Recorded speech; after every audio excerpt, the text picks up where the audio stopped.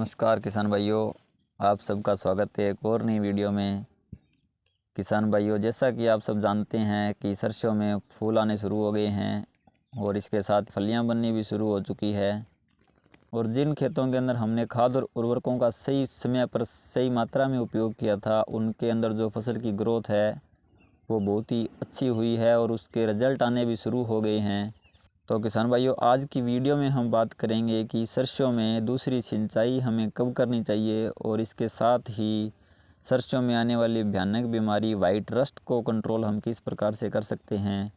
और इसके साथ ही हम बात करेंगे कि आगे चलकर जो सरसों की उपज हमें प्राप्त होने वाली है उसके अंदर हम लेब की मात्रा यानी कि तेल की मात्रा किस प्रकार से बढ़ा सकते हैं।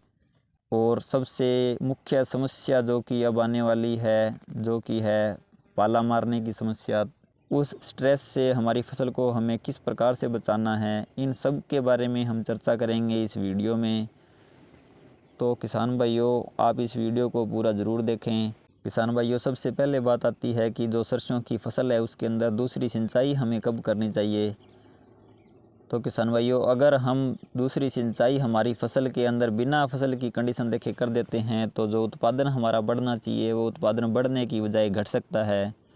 इसलिए दूसरी सिंचाई करने से पहले हमें क्लाइमेटिक कंडीशन का ध्यान रखना बहुत ज़्यादा ज़रूरी है। जैसे कि अगर धुंध ज़्यादा आ रही है और जो पौधे हैं वो पूरे दिन पानी से भरे रहते हैं तो ऐसी कंडीशन में हमें सिंचाई करने की आवश्यकता नहीं है। और किसान भाइयों, फिर भी अगर हम सिंचाई कर देते हैं तो जो रोग है किसान भाइयों फसल के अंदर वो बहुत ज़्यादा आ जाते हैं। इसके बाद बात आती है कि दूसरी सिंचाई के समय हम कौन से खाद और उर्वरकों का उपयोग हमारी फसल के अंदर करें। तो किसान भाइयों, अगर हमने बेसल डोज के रूप में और पहली सिंचाई के समय सभी खाद और उर्वरक जिनकी फसल को आवश्यकता होती है उनका उपयोग हमने सही मात्रा में किया है तो जो हमारी फसल है उसकी पैदावार है वो बहुत अच्छी रहेगी। और अगर हमने उस समय हमारी फसल के अंदर कुछ एक उर्वरकों का उपयोग नहीं किया या हम उपयोग करना भूल गए तो जो उत्पादन है वो प्रभावित हो सकता है और जो फसल की पैदावार है वो भी कम हो सकती है। अब किसान भाइयों, अगर हमने उस समय खाद और उर्वरकों का उपयोग सही से किया था तो जो फसल की पैदावार है वो तो बहुत अच्छी है। और इसके बाद बात आती है कि फ्लोरिंग के समय हम कौन से खाद और उर्वरकों का उपयोग कर सकते हैं जिससे कि जो उत्पादन है वो हमें अच्छा और अधिक उत्पादन प्राप्त हो सके। तो फ्लोरिंग के समय जैसे ही पॉलिनेशन शुरू होता है तो पॉलिनेशन में सबसे ज़्यादा जो ज़रूरी पोषक तत्व होता है वो होता है किसान भाइयों बोरोन। इसलिए सरसों में फ्लोरिंग के समय सबसे ज़्यादा आवश्यकता बोरोन पोषक तत्व की होती है।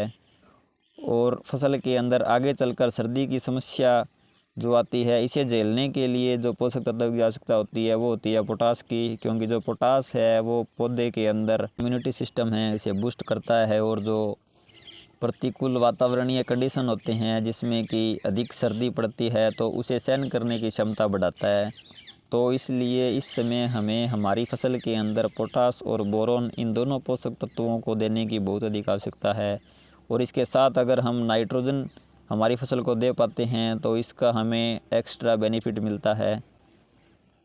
अब बात करते हैं कि हम कौन सी स्प्रे करें। तो इसके लिए हम NPK 13-045 की 1 किलोग्राम मात्रा प्रति एकड़ के हिसाब से और जितना पानी हम काम में ले रहे हैं 1 ग्राम प्रति लीटर के हिसाब से बोरोन की मात्रा, बोरोन जो कि हमें 20% मिलता है, दोनों को मिलाकर जब मौसम साफ़ होता है उस समय हमें हमारी फसल के अंदर छिड़काव करना चाहिए। और इसके साथ साथ सरसों की जो सबसे भयंकर बीमारी है वाइट रस्ट, अगर जो मौसम है किसान भाइयों वो साफ़ नहीं रहता है और जो पौधे होते हैं वो पानी से भरे रहते हैं। इसके साथ ही जब हमने सरसों की बिजाई की थी उस समय अगर हमने सीड रेट ज़्यादा रखी थी तो जो फसल है वो बहुत ज़्यादा सघन हो गई है। इस कंडीशन के अंदर जो वाइट रस्ट है इस रोग के आने की समस्या सबसे ज़्यादा रहती है। अगर किसान भाइयों हमारी फसल के अंदर वाइट रस्ट आ गया है या आने वाला है उस समय हमें अच्छे फंगिसाइड का छिड़काव करने की भी आवश्यकता होती है। वाइट रस्ट को कंट्रोल करने के लिए हमें फंगिसाइड का छिड़काव करने की आवश्यकता होती है। मौसम को ध्यान में रखते हुए हमें फंगिसाइड का चयन करना चाहिए जिसमें एक फंगिसाइड तो कॉन्टैक्ट फंगिसाइड हो, जिसके लिए हम मैनकोजेब 45% का उपयोग कर सकते हैं। और इसके साथ हम एक सिस्टेमिक फंगीसाइड का उपयोग भी कर सकते हैं। इन दोनों का कॉम्बिनेशन जैसे कि यूपीएल का साफ फंगीसाइड है, इसका छिड़काव भी हम क्लाइमेटिक कंडीशन यानी कि अगर मौसम साफ़ है उस समय हम इनका छिड़काव कर सकते हैं। इसके अलावा किसान भाइयों अन्य फंगीसाइड जैसे कि टेबुकोनाजोल है, इसके साथ सिजेंटा का जो एमिस्ट्राटॉप फंगीसाइड है या कॉन्फिडोर फंगीसाइड है, अगर इन फंगीसाइड का छिड़काव हम हमारी फसल में करते हैं तो जो हमारी फसल है यह लंबे समय के लिए वाइट रस्ट से सुरक्षित हो जाती है।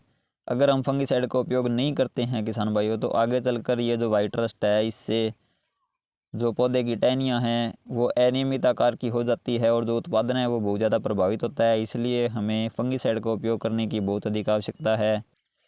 किसान भाइयों वीडियो में बताए अनुसार आप एनपीके, बोरोन और एक फंगीसाइड का स्प्रे अगर आप अपनी फसल के अंदर करते हैं तो जो उत्पादन है वो निश्चित रूप से अधिक प्राप्त होता है और जो तेल की मात्रा है वो भी बढ़ती है। किसान भाइयों आज की वीडियो में हमने बात की सरसों में फूल आते समय कौन सा स्प्रे हमें करना चाहिए। अगर आपको यह जानकारी उपयोगी लगी हो तो इस वीडियो को ज़्यादा से ज़्यादा किसान भाइयों के साथ शेयर करें और अगर आप इस चैनल पर नए हैं तो सुगम किसान यूट्यूब चैनल को सब्सक्राइब कर लें। धन्यवाद।